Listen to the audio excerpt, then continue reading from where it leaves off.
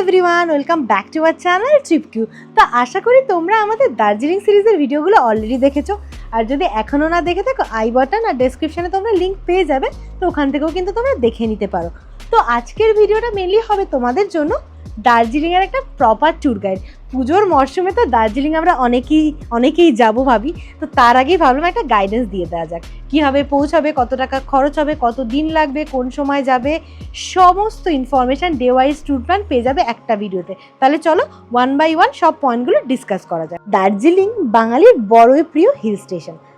পশ্চিমবঙ্গের একদম উত্তরে অবস্থিত এই সুন্দর হিল সিটি পূর্ব হিমালয়ের কিন্তু একটা পার্ট। দার্জিলিংই তো খুব বিখ্যাত এর ফেমাস টয় ট্রেন, যেটা 1883-তে স্থাপন করা হয়েছিল ব্রিটিশ আমলে। আর এর সুন্দর চা বাগান, সুন্দর ল্যান্ডস্কেপ আর কাঞ্চনজঙ্ঘা, যেটা দেখা ছাড়া হয়তো বাঙালির জীবনই বৃথা। কাঞ্চনজঙ্ঘা কিন্তু ওয়ার্ল্ডের 3rd হাইয়েস্ট মাউন্টেন পিক মানা হয়। ম্যাক্সিমাম মানুষই যদিও জানে দার্জিলিং কিভাবে যেতে হয়, তাও আমি একবার বলে দিই। যদি বাই রেল যেতে চাও তাহলে তোমাদের পৌঁছাতে হবে শিলিগুড়ি অথবা নিউ জলপাইগুড়ি স্টেশনে। শিয়ালদা অথবা হাওড়া থেকে অজস্র ট্রেন কিন্তু তোমরা পেয়ে যাবে নিউ জলপাইগুড়ি আর শিলিগুড়ির জন্য। ট্রেনের লিস্ট যদি দরকার হয় আমাকে বলো, আমি অবশ্যই তোমাদের জানাবো। আর এই দুটো স্টেশন থেকে অ্যাপ্রক্স দার্জিলিং 90 কিলোমিটার দূরে অবস্থিত, সময় লাগবে 3.5 ঘন্টা মতো। আর যদি বাই এয়ার যেতে চাও তাহলে তোমাদের পৌঁছাতে হবে বাগডোগরা। বাগডোগরা থেকে কিন্তু তোমাদের দার্জিলিংয়ের ডিস্টেন্স পড়বে অ্যারাউন্ড 94 কিলোমিটার মতো, আর তোমাদের যেতে সময় লাগবে মোটামুটি 3.5 থেকে 4 ঘন্টা মতো। তাহলেই সহজে পৌঁছে যাবে দার্জিলিং। স্টেশন পৌঁছানোর পর তোমাদের কাছে দুটো অপশান থাকবে। এক তো তোমরা শেয়ার গাড়ি করেও যেতে পারো দার্জিলিং, কিংবা তোমরা একটা ডাইরেক্টলি কোনো প্রাইভেট গাড়ি বুক করেও যেতে পারো। তোমরা যদি শেয়ার গাড়ি করে যেতে চাও তাহলে তোমাদের 250 থেকে 300 রুপিস পার সিট হিসাবে পে করতে হবে। অ্যাকচুয়ালি নিউ জলপাইগুড়ি স্টেশনের কাছ থেকে যেটা তুমি 300 টাকায় পাবে, সেটাই যদি তুমি দার্জিলিং মোড় বা তেনজিং নরগেট থেকে ধরো তাহলে ওটা 250 রুপিস পার সিট হিসাবে কিন্তু তোমাদের পে করতে হবে। আর যদি তোমরা একটা নিজেরাই গাড়ি বুক করে যেতে চাও, তার জন্য একটা ছোট যে গাড়িগুলো হয় 4 সিটার, তার জন্য তোমাদেরকে মিনিমাম 2000 পে করতে হবে। এটা কিন্তু আমি 2000 to 2.5K পর্যন্ত পে করতে হবে। আর যদি এটা পিক সিজন হয় তখন কিন্তু এই প্রাইসটাই বেড়ে 3K to 3.5K হতে পারে। আর যদি একটা বড় গাড়ি যেমন টাটা সুমোর মতো গাড়ি চাও তাহলে কিন্তু in between 3K to 4K, আর পিক সিজনে 4.5K অবধি কিন্তু তোমাদের পে করতে হতে পারে। অ্যাকচুয়ালি ডিপেন্ড করছে যে তোমরা কোন টাইমে দার্জিলিং যাচ্ছ। তো এটা তোমরা মোটামুটি একটা অ্যাভারেজ হিসাবে ধরে চলতে পারো। আর এয়ারপোর্ট থেকে গেলে কিন্তু তোমাদের ডাইরেক্টলি গাড়ি বুক করেই যেতে হবে। এয়ারপোর্ট থেকে তোমাদের গাড়ি অ্যারাউন্ড তোমাদের ওই 3000 মতো চার্জ করবে দার্জিলিং পৌঁছানোর জন্য। নেক্সট যে কোশ্চেনটা আমাদের মনে আসে যে কোন টাইমে গেলে বেস্ট হবে। সত্যি কথা বলতে পাহাড়ে যাওয়ার না ওরকমভাবে বেস্ট টাইম হয় না। প্রত্যেকটা সিজনেই না আলাদা আলাদা রূপ দেখতে পাওয়া যায়। তাও যদি আমি বলি, এটা তোমরা অনেকেই অবশ্য জানো যে অক্টোবর থেকে ফেব্রুয়ারি এই টাইমটা কিন্তু খুব ভালো ক্লিয়ার ভিউ পাওয়া যাবে কাঞ্চনজঙ্ঘার, কারণ মোটামুটি আকাশ পরিষ্কার থাকে, ক্লাউডি হওয়ার চান্সেসটাও কম হয়। আর ডিসেম্বর, জানুয়ারি, ফেব্রুয়ারিতে যথেষ্ট চিল হয়। তো যাদের এরকম খুব ঠান্ডা ঠান্ডা ওয়েদারে কাঁপতে কাঁপতে দার্জিলিং ঘোরার ইচ্ছে, এই টাইমে যেতেই পারো। বাট এই টাইমটা কিন্তু একটা পিক টাইমও হয়, তাই এই টাইমে কিন্তু হোটেল বলো, গাড়ি বলো, সব কিছুর একটু দামটাও কিন্তু বেশি থাকে। তাই তোমাদের বাজেটটাও কিন্তু এই টাইমে একটু হলেও বেশি লাগবে। আবার এরপরে আমি যদি বলি মার্চ এপ্রিল থেকে মে জুন এই টাইমটাতেও তোমরা যেতে পারো। এই টাইমটাতেও বৃষ্টি হওয়ার চান্সেসটা কম থাকে, আর এই টাইমে ঠান্ডাটাও অনেকটা কম থাকে বলে ওয়েদারটাও কিন্তু অনেকটা টলারেবল। অত সোয়েটারও লাগে না খুব মোটামুটি, আবার গরমও নেবে, একটা কাম ওয়েদার থাকে। তো এই টাইমটাও তোমরা টার্গেট করতে পারো। আর এটা বাদে যেটা আসছে মনসুন, মানে জুলাই, আগস্ট, সেপ্টেম্বর, এই সময় কিন্তু আলাদাই রূপ পাবে দার্জিলিংয়ে, যেটা আমাদের ভিডিওতে দেখতেই পেয়েছো। এই টাইমে কিন্তু অফ সিজন বলে একটু প্রাইসগুলোও কম পাবে। নেক্সট যে কোশ্চেনটা আমাদের মনে আসে যে হোটেলের জন্য আমাদের কত টাকা ধরে চলতে হবে। তো দার্জিলিং এমন একটা জায়গা যেখানে 800-900 টাকা থেকে হোটেল পাওয়া শুরু হয়ে যাবে, একটা ডিসেন্ট হোটেল। তারপরে তোমরা যদি একটু ডিউলাক্স ক্যাটাগরির হোটেল চাও তাহলে তোমাদের ওই মোটামুটি 2-2,500 থেকে 3,000 টাকা পার নাইট হিসেবে চলতে হবে। আর যদি খুব লাক্সুরিয়াস কিছু প্রপার্টি চাও তাহলে কিন্তু তোমাদের 7,500 পার নাইট হিসেবেও পে করতে হতে পারে। তো এটার অ্যাকচুয়ালি সেভাবে কোনো লিমিট নেই, এটা আপ টু ইউ যে তোমাদের কী ধরনের হোটেল তোমরা চাইছো। সো বেসিক্যালি মল রোডের আশেপাশে হোটেলের দামটা অনেক বেশি, তোমরা যদি একটু দূরে যেতে রাজি থাকো তাহলে কিন্তু সেম টাইপের হোটেলই একটু হলেও সস্তায় পাবে। তো আমরা বেসিক্যালি একটা এয়ারবিএনবিতে থেকেছিলাম, যেটা দার্জিলিংয়ের ডিএম অফিস বা কোর্টের একদম ওই কোর্টের ওই চত্বরেই বলতে পারো অবস্থিত। এয়ারবিএনবিটা থেকে খুব সুন্দর আমরা ভিউ পাচ্ছিলাম, খুব প্রপার ছিল রুমটা, মোটামুটি আমরা 2,500 পার ডে হিসেবে পে করেছিলাম। তার যে আমাদের ডিটেল যে রিভিউ আছে তার লিঙ্কটা আমি আই বাটনে দিলাম, প্লাস ডেসক্রিপশানেও তোমরা পেয়ে যাবে। উইথ ডিটেলস আমি কন্ট্যাক্ট নাম্বারও প্রোভাইড করো, তো চাইলে সেখান থেকেও তোমরা দেখতে পারো। এটা বাদে আমি কিছু বাজেট ফ্রেন্ডলি, কিছু ডিউলাক্স ক্যাটাগরির, কিছু লাক্সুরিয়াস হোটেলের নামও ডেসক্রিপশানে মেনশন করে দেবো, তো চাইলে তোমরা সেখান থেকেও কিন্তু দেখে নিতে পারো। চলুন, দার্জিলিং তো পৌঁছে গেলেন, হোটেলেও নিয়ে নিলেন, সব কিছু তো বলেই দিলাম। এবার ডে ওয়াইজ ট্যুর প্ল্যান কী হতে পারে তার ব্যাপারে একটা ডিটেলে একটা ডিসকাশন করা যাক।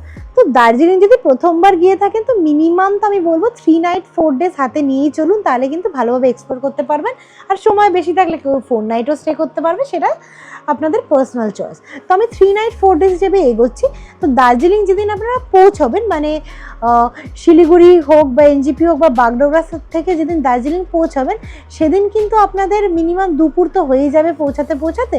তো দুপুর হয়ে যাওয়ার জন্য ওই দিন আপনারা হোটেলে চেক আউট করে লাঞ্চ করে একটু রেস্ট নিয়ে কিন্তু আরামসে মল রোডের আশেপাশের এরিয়া, মল রোডের যে মার্কেট, মহাকাল টেম্পল, এগুলো কিন্তু ঘুরে আসতে পারেন। আর মল রোডের আশেপাশে থাকলে তো এগুলো পায়ে হেঁটেই ঘুরতে পারবেন, আলাদা করে গাড়ি বা কিছুর কিন্তু কোনো দরকারই পড়বে না। এইভাবে কিন্তু ডে 1টা শেষ হয়ে যাবে। ডে 2টা একটু আর্লি মর্নিং শুরু করবেন যদি আপনারা টাইগার হিল যেতে চান, যেখান থেকে খুব সুন্দর কাঞ্চনজঙ্ঘার ভিউ পাওয়া যাবে। অ্যারাউন্ড 3 AM to 3:30 AM কিন্তু সবাই তাদের জার্নি শুরু করে দেয়। তারপরে যে যে স্পটগুলো তোমরা স্ক্রিনে দেখতে পাচ্ছ, লাইক ঘুম মনেস্ট্রি, বাতাসিয়া লুপ, দার্জিলিং জু, রোপওয়ে, যা যা স্ক্রিনে দেখা যাচ্ছে সব স্পট কিন্তু দার্জিলিং লোকালে একদিনেই ঘুরে ফেলতে পারবে একটা গাড়ি বুক করে বা 2 হুইলার নিয়েও। এইভাবে তোমাদের ডে 2টা শেষ হয়ে যাবে। ডে 3তে আমি বলবো, ডে 3তে তোমরা কিন্তু চলে যেতে পারো লামাহাটার সাইডে।